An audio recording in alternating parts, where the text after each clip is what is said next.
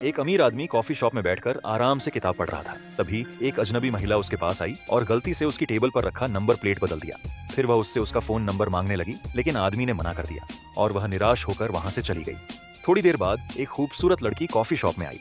उसने जैसे ही table number 9 देखा तो वह हैरान रह गई, क्योंकि उसकी स्टेप मदर ने अभी फोन पर बताया था कि उसकी मुलाकात एक 50 साल के व्यक्ति से होने वाली है और मिलने की जगह इसी कॉफी शॉप की टेबल नंबर 9 है। लेकिन उसके सामने जो आदमी बैठा था वह तो जवान और बहुत हैंडसम था, इसलिए वह खुद जाकर उसके सामने बैठ गई। जैसे ही आदमी ने लड़की को देखा, वह पहली नजर में ही उसे पसंद करने लगा।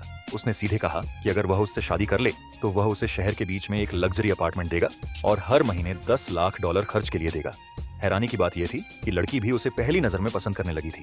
आदमी ने कहा कि शादी के बाद दोनों अपनी अपनी जिंदगी अपने तरीके से जी सकते हैं और एक दूसरे के मामलों में ज्यादा दखल नहीं देंगे। लड़की ने मुस्कुराकर कहा कि वह भी हमेशा से ऐसी ही शादी चाहती थी, बस फिर क्या था। थोड़ी सी बातचीत हुई और दोनों सीधे मैरिज रजिस्ट्रेशन ऑफिस पहुंच गए और शादी कर ली। शादी की तस्वीरें खिंचवाते समय जब लड़की ने सफेद शर्ट पहनी तो आदमी उसकी खूबसूरती में पूरी तरह खो गया।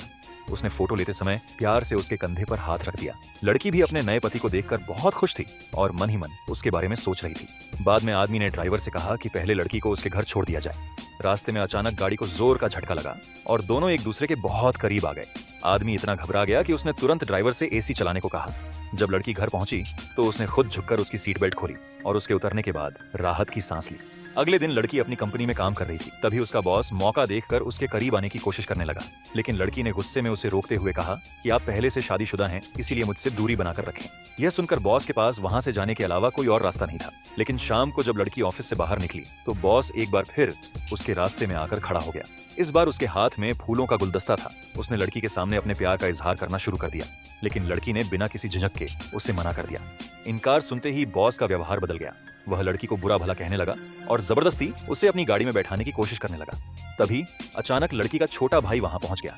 जैसे ही उसने अपनी बहन को परेशानी में देखा, उसने बिना देर किए जोरदार लात मारकर बॉस को जमीन पर गिरा दिया। कुछ ही पलों में बॉस की सारी अकड़ निकल गई और उसे अपनी गलती का एहसास हो गया। इसके बाद लड़की अपने भाई के साथ सुरक्षित घर लौट गई। अगले दिन जब वो ऑफिस पहुंची तो एक नई मुसीबत उसका इंतजार कर रही थी। इस बार उसके बॉस की पत्नी वहां आ गई थी।